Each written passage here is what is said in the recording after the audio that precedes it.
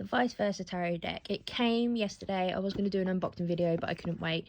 It's got a magnetic strip in there to seal it, and then obviously your cards and your book go inside, which is going to cause problems for me, because anyone that knows me, I usually use this deck when I'm doing readings, and as you can see, it's a bit battered and held together by sticky tape.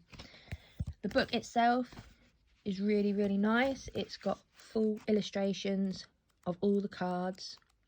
They don't call them front and back, they call them this side and that side, because front and back can link to your thoughts of good and bad. So they've decided to call them this side and that side.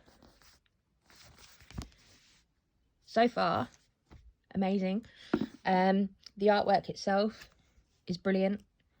I don't usually like using anything other than a Rider Waite deck. As you can see, they are based on the Rider deck. So you've got the Fool there, you got the Magician. So they are very similar. This one's pretty interesting because on the front, obviously, he's got the matching red robe.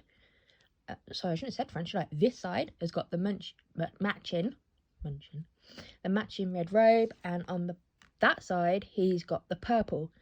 So my interpretation of that would be that that's going to be your root chakra, and that's going to be your crown chakra. And then you've got the High Priestess, which is one of my favourite cards, and then that's how it looks in this deck. And then when you look on the back, sorry, that side, that's going to take some getting used to. You can see it from a different perspective. So I don't know if you know anything about the High Priestess card.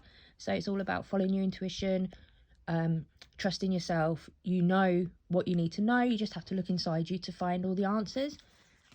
That's this side. But then on that side, it's basically telling you that you know you've got the answers. You're using the answers correctly. And the world is your oyster in a sense. So you've got the two keys to like the material and the spiritual world, this, that and the other. So you've passed the initiation as such from this side, and now you're looking at it from that side.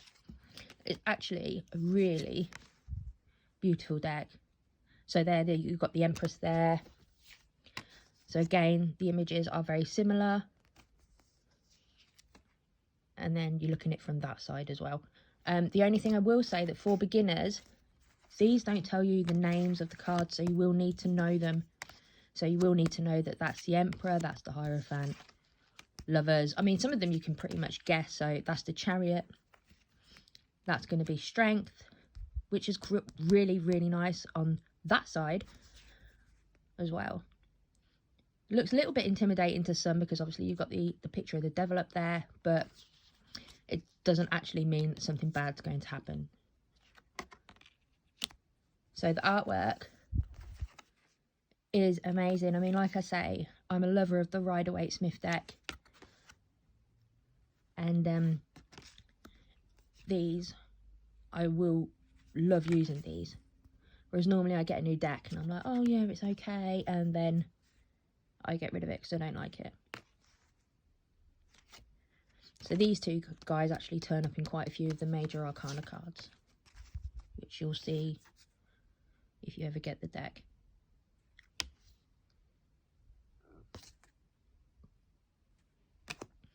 So